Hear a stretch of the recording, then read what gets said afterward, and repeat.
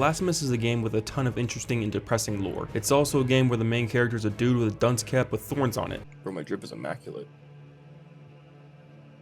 So I have a dunce cap on my fucking head.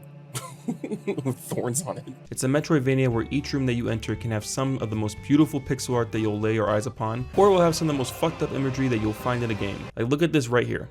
Do I blur out the titties, or is the blood doing a good enough job at covering them up? Then there's this dude with his Voldemort face in his chest, and for some reason he's fingering the eye hole. Yes, this is just some of what you have to look forward to when playing this game. In Blasphemous, you play as a guy wearing a dunce cap with thorns on it. He's also a master aura farmer. The combat in this game is smooth. It feels like your attacks have weight to them, which yeah, they better when you're performing executions like these. Ew. Golly. There we go. Bye-bye. Bye-bye. Whew. Oh my goodness, a little excessive, don't you think? Wow. Bye-bye. Give me that. Oh my goodness. Do it again. Mink, give me your shit. Knocks his helmet off, it's crazy. You have a sword called a Mycopa that can be upgraded to complete combo strings and downward strikes. A suite of spells to use like this one that sends out a wave of flames that damages across full screen. But I only ended up using the one that lets me escape any situation I was in, like a get out of jail free card.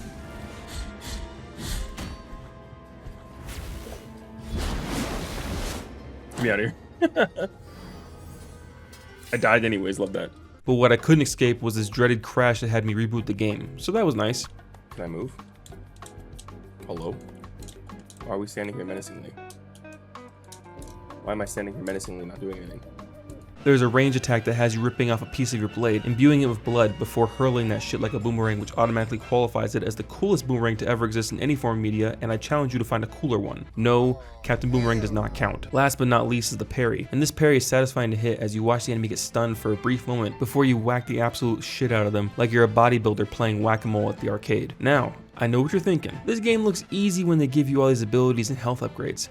Where's the challenge at? Ah, great question, my friends. So allow me to introduce you to a little concept called platforming with no movement tech in the game. The game does what any other game in the genre does, and that is to let you explore wherever you want as long as you have the proper abilities to access the area. So naturally, I went to the Graveyard of Peaks because I just followed the path that came to me. What are we doing?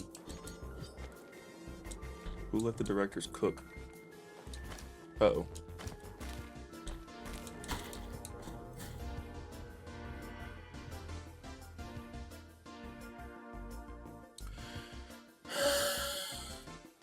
I then proceeded to spend the next hour of my life attempting this over and over again before using my brain and going somewhere else. A rest point, please.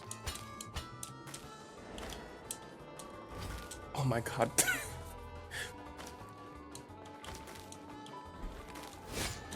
Wow.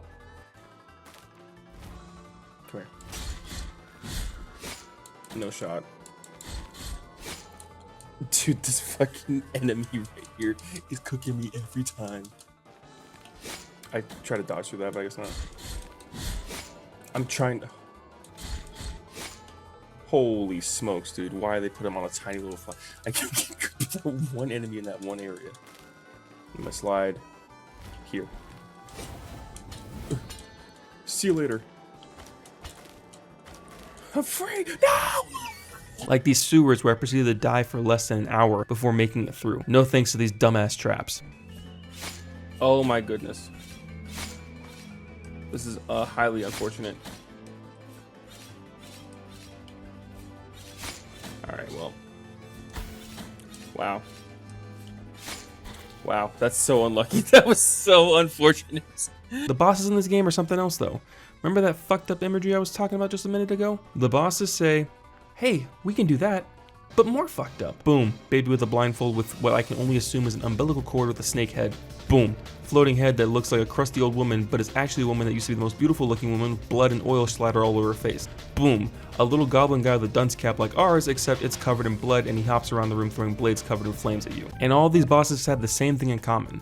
Depressing lore. You know what else is depressing? How this channel is under 1,000 subs, and I'm trying to change that. So if you like video games and want to join a community, then be sure to like and subscribe and join our Discord server called The Island to be amongst the first of this community. Blasphemous has insane art, and I mean this in the best way possible. For every disgusting boss or enemy, it's usually followed up by some of the prettiest art I've seen in this kind of game. One second I'm in the snowy mountain peak, and the next I'm gazing upon Pride Rock expecting Simba to get lifted in the air. The game is consistently impressive with its visuals as you traverse the land, and the animations of each character is crispy as hell. I mean, so are mine, but there are some goofy looking ones.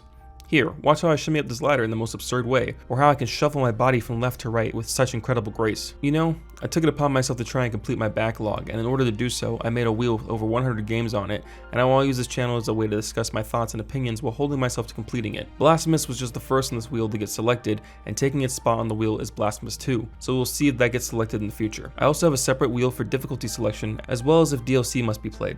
So this channel will have plenty of content coming to it in the future, so stay tuned. I say all this to say that this game is a Metroidvania, a genre I have not played much of, and like others in this genre, the main appeal comes from the progress you make unlocking new abilities, which in turn unlocks new areas to be accessed using those abilities. As far as comparisons go, I only have Hollow Knight to compare it to, and let me tell you, this ain't got shit on Hollow Knight, but it's still a pretty solid game. I give it a solid B tier.